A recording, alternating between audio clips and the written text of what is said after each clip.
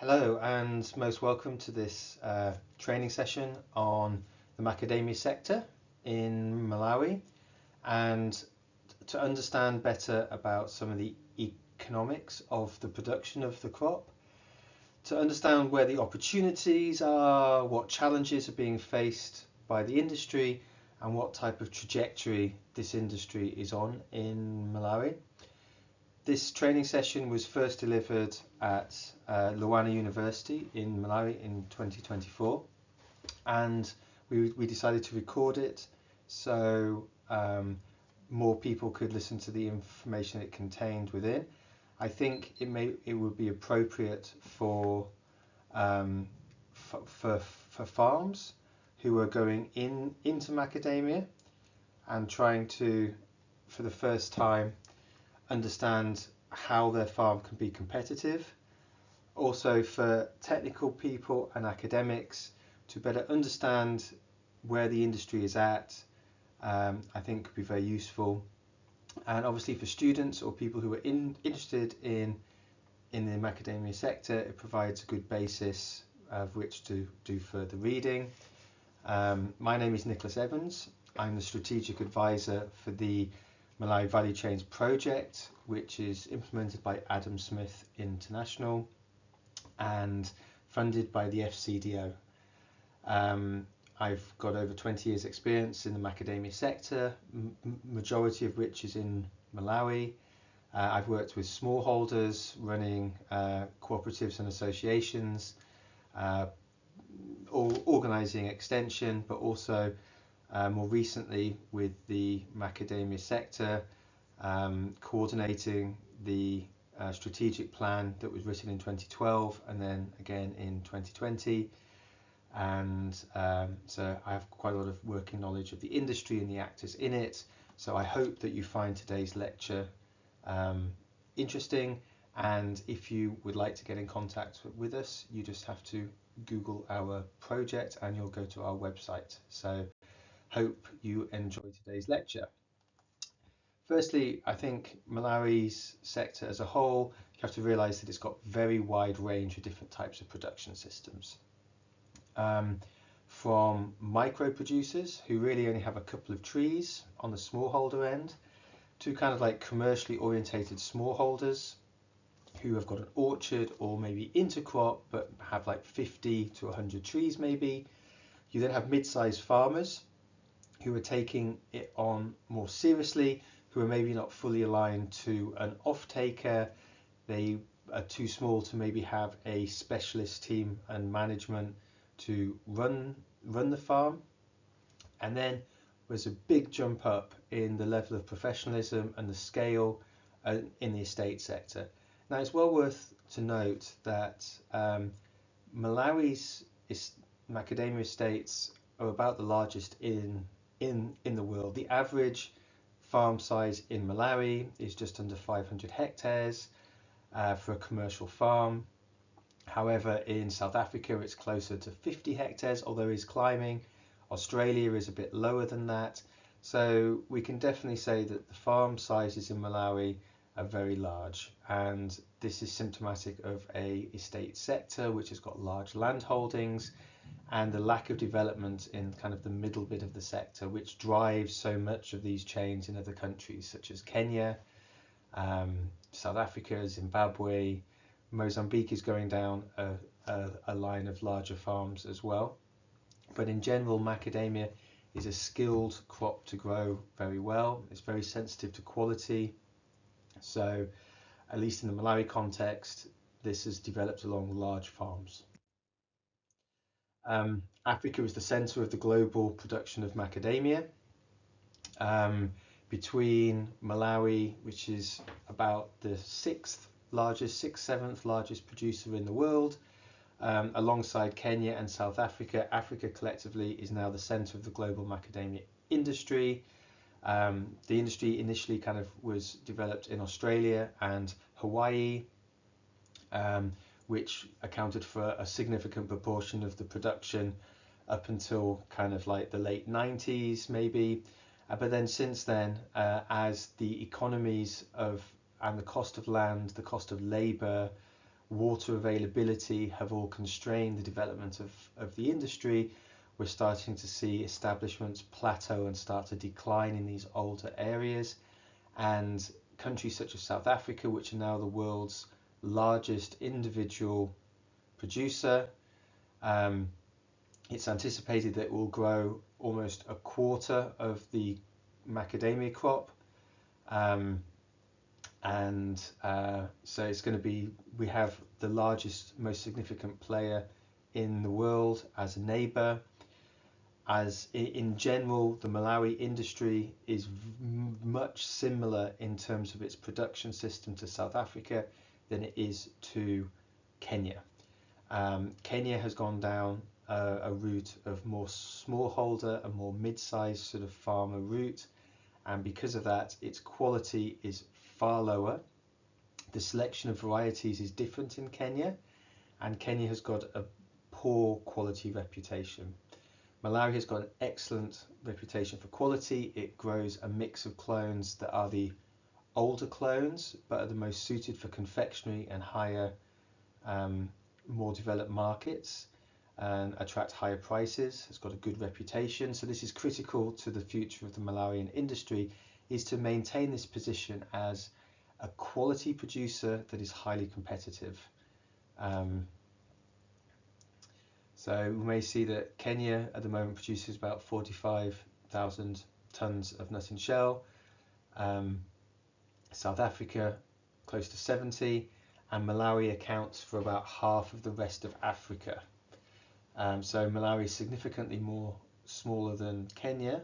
However, it is still clearly the third largest in Africa. And if we think of the size of the countries, then that's good. The other thing about Malawi is it's also growing very quickly. But macadamia as a world commodity is not even really a commodity, it's too small. It's the smallest traded tree nut, accounting for less than 1% of the total volume of trade in the tree nut sector.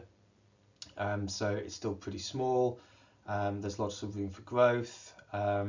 Also, there's some pressure on some of the other nuts, such as hazelnuts, pistachios, walnuts to some extent, that these are commonly grown, and almonds are grown extensively in countries historically which are now relatively unstable or it's difficult to trade with, such as Syria, such as Iran. And because of that, and hazelnuts as well, the historical areas which have grown them extensively are more difficult to trade with. So the sector as a whole is quite constrained. There's strong demand for these products because they are replacing elements of the diet. They're healthier snacks than things like chocolate bars or sweets, these type of things. So they're becoming used more widely in a wider range of products. People are very aware of the health benefits. Macadamia particularly has got very nutritious oils and oil contents, so it is sought after as a high value health food. Also can be processed into things like oils and non-edible versions into things like cosmetics. World macadamia prices up until 2022 were very buoyant, and it has driven a lot of the expansion of the industry. However, these prices have declined significantly in the last 2 to 3 years, partly because of a supply glut. So there was a lot of crop coming to the market, but also it coincided with COVID. Obviously, it's a high value product, it's a luxury product, so the demand for that in the COVID environment was declined. Because of that, a lot of buyers were sat on stock, so they didn't replace their stock. So demand was highly suppressed, supply was increasing, so that has depressed the price. Having said that, we're starting to see a recovery in the price now. Industry insiders kind of suggest that the price is not going to probably fully recover for an extended amount of time, if at all, but there'll still be significant recovery against its current pricing. So the long-term average is about $15 a kg of nut and shell. something along that lines. A long-term low of about $12, which is where most of the businesses are kind of designed around. So so a small drop in price doesn't necessarily make them non-profitable, but obviously the market price dropped significantly from around $15 the long-term average down to about $8, so almost halved. But now we're starting to see some recovery. This also was in the nut and shell market as well. Very pronounced drop in price. With a lot of new farms, their revenue is coming online, so they've been very badly affected by this situation. So the question is, how do you stimulate demand again? How can you create demand for these products in a more competitive marketplace? Which I feel Malawi is very well positioned because of its reputation. A couple of important things to understand here is a set of terms.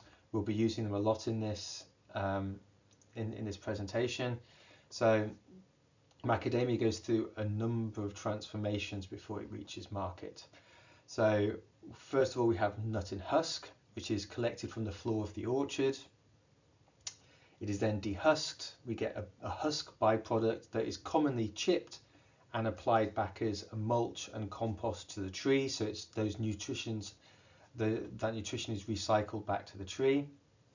After it's dehusked, it's called wet in shell. This is the stage at which the nut has about 20% moisture content.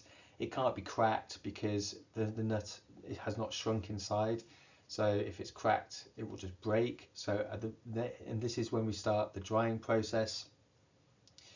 Once the drying process has been initiated, there's many different ways. Smallholders use kind of like a bed frame with chicken wire on the bottom of it, which is ambient air dried. Takes 4 weeks to dry it down to about 10% moisture content, and it can go lower as long as it's not too damp, all the way through to kind of bins which carry 3 to 10 tons of nut and shell. These are generally powered by hot water radiators and fans which push dry air through the bins and dry the nut at a steady pace. This can be dried down to like 1.5%, something along those lines, which means that it can be either exported as nut and shell, or further handled and cracked in Malawi as kernel. It's interesting to realize and appreciate that even a nut and shell export, okay, it's not been processed to kernel, but has been handled. So it's been dehusked, it's been dried, it's been sorted, it's been graded, and a lot of the handling is the same for a nut and shell export as a kernel export. Obviously it goes to the next stage with kernel and does add some value, generates employment in the country, which is all good. There's actually a shortage of processing capacity in Malawi at the moment. This is something that the project is working on in collaboration with the industry. To give you an idea of the conversions here, if you start with 100 kgs of nut and husk, you will then take the husk off, you get about 40 kgs of wet in shell. Then if you dry it down further, you get about 36 kgs of dry nut in shell, and then that gets converted to kernel, and the proportion of which is sellable is highly dependent on the quality. So at 15% sellable kernel recovery, which is kind of what you'd get if you don't really do any handling and you don't really sort and you just send consignments to the factory, you probably get about 15% sellable kernel. That's what most nuts is being delivered to a factory in Kenya, and that will generate about 5.5 kgs of sellable kernel. Conversely, if you handle the crop very well and you send consignments of nut and shell to a factory at 35% sellable kernel, you'll generate 12.5 kgs of kernel to sell, which is double the amount. So you can see that even by increasing sellable kernel by 20%, you're actually doubling the amount of sellable product that's available. This is a schematic of how the industry works. I won't go into a lot of detail about this, but you can zoom in and have a look yourself.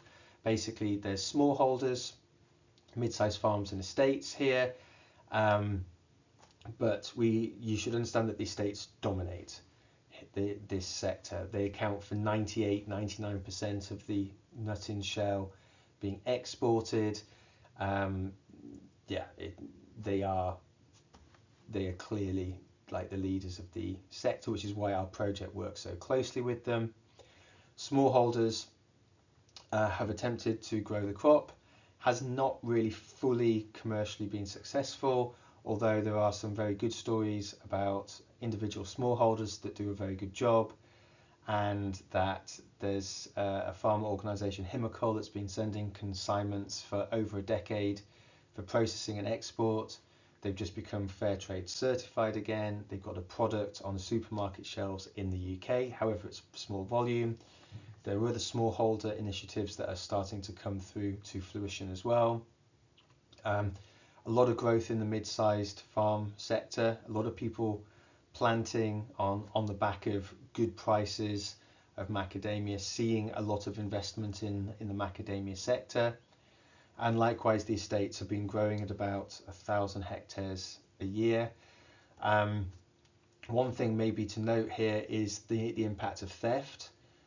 Theft on some estates is a major chronic problem and actually undermines the ability of the additional cost of security, the loss of the crop, really serve as a disincentive to invest in the crop, to turn over old orchards with new varieties and trees, or to increase the complexity of the production system to become more productive. So just in terms of summarising a few of the key points, estates account for 98% of exports, so are the driver of the industry. There is no doubt about that. Smallholders offer some potential to grow, but I think it's relatively limited. Mid-sized farmers, they're definitely growing and they're going to contribute more. However, the estate sector is the one that really drives the sector.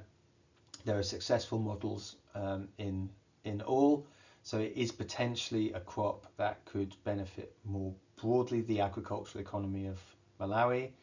The Malawi Macadamia Association is the representative body, the industry body for the sector. It represents growers, it represents factories. So if anyone wants to know more about the industry and the players in it, they would be your natural point of contact. They have a website. If you type in Malawi Macadamia Association, you will get a hit there. Market access is through nut and shell handling lines or processors. It's not going to be possible to export directly from farms without these type of facilities in place. The high standards within the industry access high value markets, and that gives a good reputation.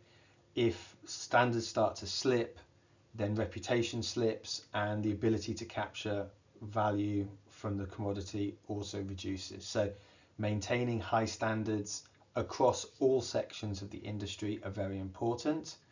It's important to realise that nut and shell is not unprocessed, it's semi-processed, it's not fully processed to kernel, but it still requires significant investment in infrastructure and skills to handle. The nut and shell market does offer some good returns and is simpler to access. However, the dynamics in that market are less well known.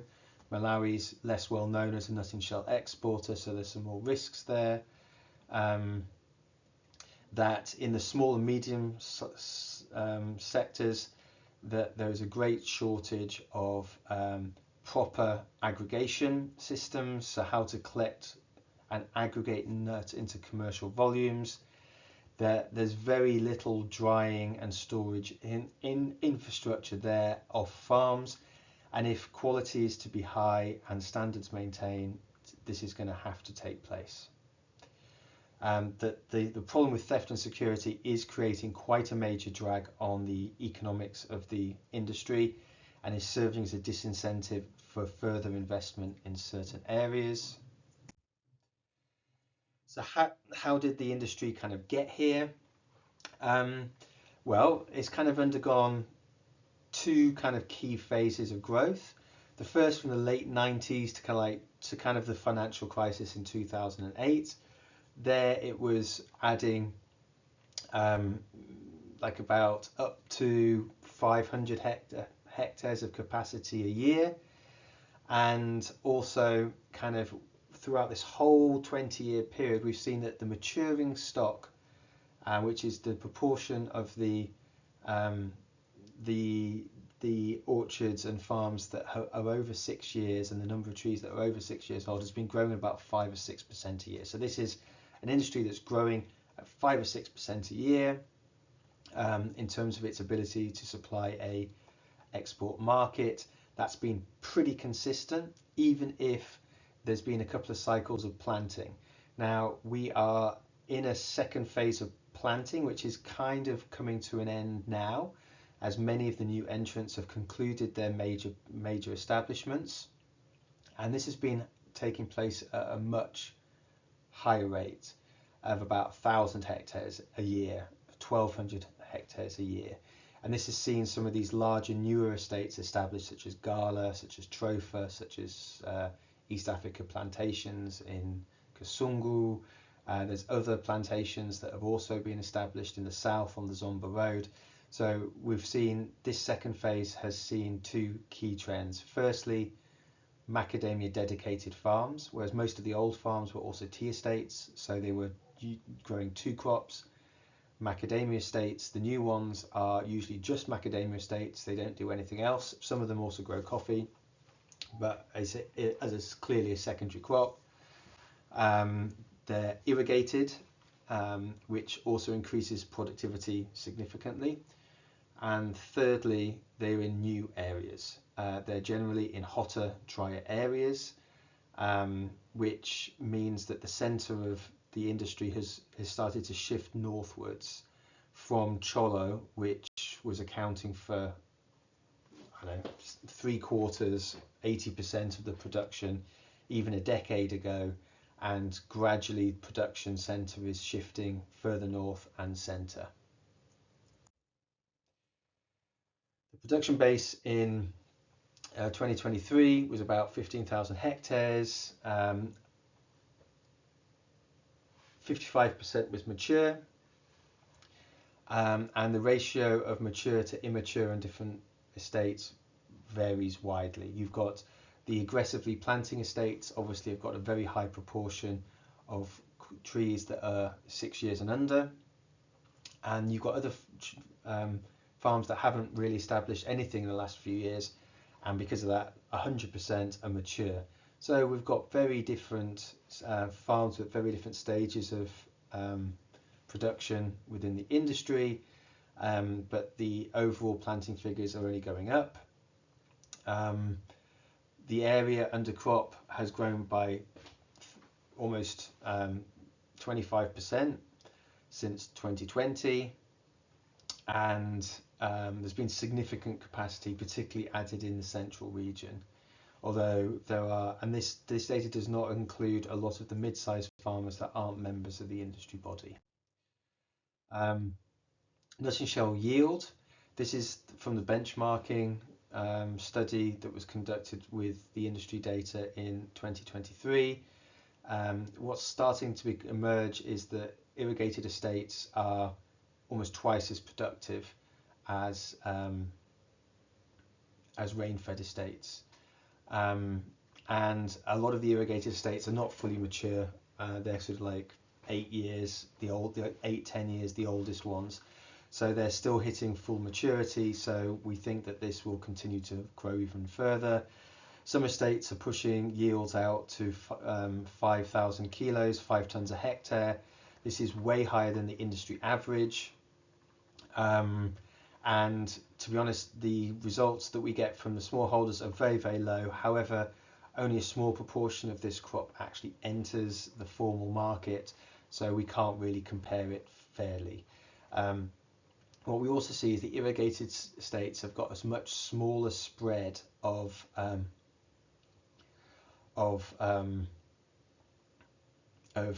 yields than the rain-fed estates.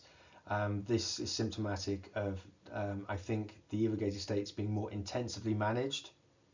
In many ways, they're just focused on macadamia, so they've got an operational focus on the crop, and they've got a high level of uniformity across the crop. So most of these estates have been established over a 3 or 4 or maybe 5 year period, not incrementally, and because of that, they just are able to achieve higher yields and are obviously under irrigation. Silver kernel likewise has quite a large spread. You should bear in mind that a lot of figures from farms, this is what is being achieved at the factory gate. So there's been some grading and sorting and removal of reject nut prior to those consignments. But in general, we see kind of similar trends, that the industry average under rain-fed is about 26%. But if we separate that out with the irrigated farms, that they're achieving kind of like 30, 32, 33, sometimes like even higher than that. So this is not fully understood yet.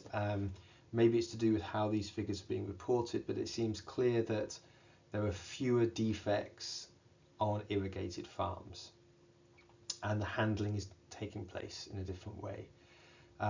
So yeah, and we have to remember that the pricing and the value of the crop is highly sensitive to quality. So any increases in sellable kernel and reductions in reject nut, a lot of the cost of production is going to be the same irrespective of what you achieve in terms of quality. So like you're just basically increasing your revenue while your overheads are relatively flat. So this is really important, and I would say that the best estates are ones that really look at this data very closely and understand what's driving their quality and are really on anything that's reducing their quality. Utilizing data, data analytics, visualizations to really understand and to manage this.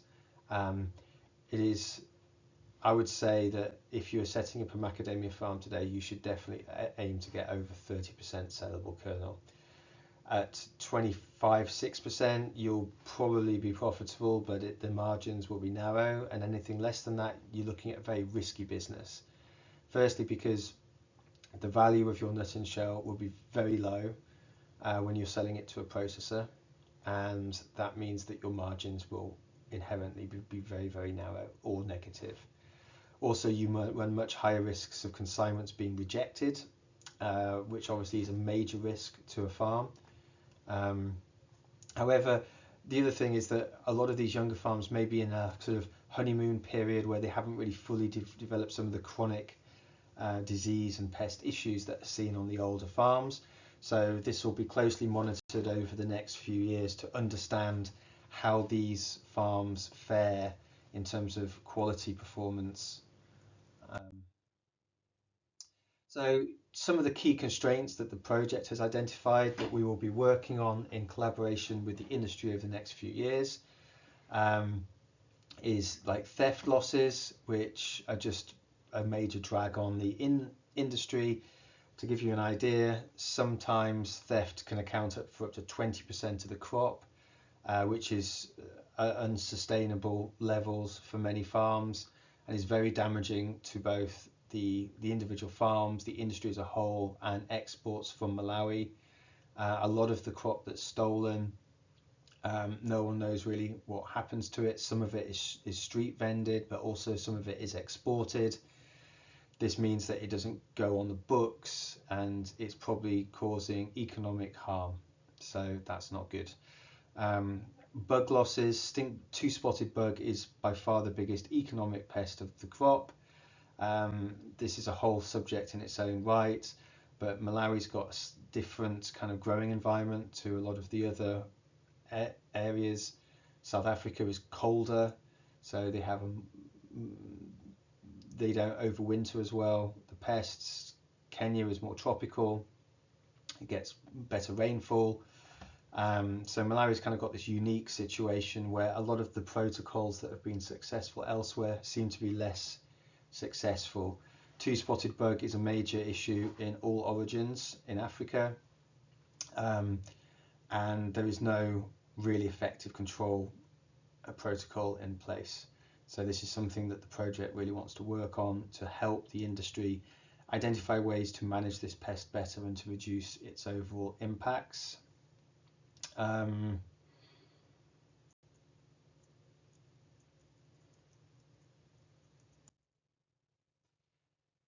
Yeah, so kind of in summary, I think some of the main challenges for the industry, inadequate control of stink bug, theft, which affects not only the estates but also mid-sized farms and smallholders report thefts as well.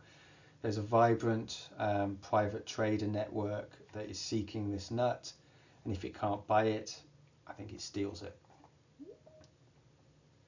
The aging of tree stock, this means declining productivity and eroding of margins overall. Market alignment to absorb a doubling of production. Volumes are growing from Malawi.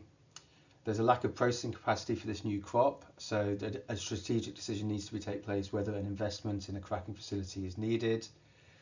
I think better varietal selections are needed, in part because of the new areas being grown, and there's a lot of new work that's being done on this.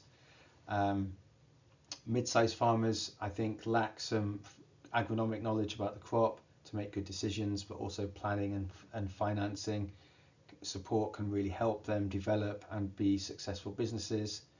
Smallholder aggregation is the only way to make smallholders competitiveness. And in the next part of the presentation, I will cover the suitability aspects of where to grow the crop.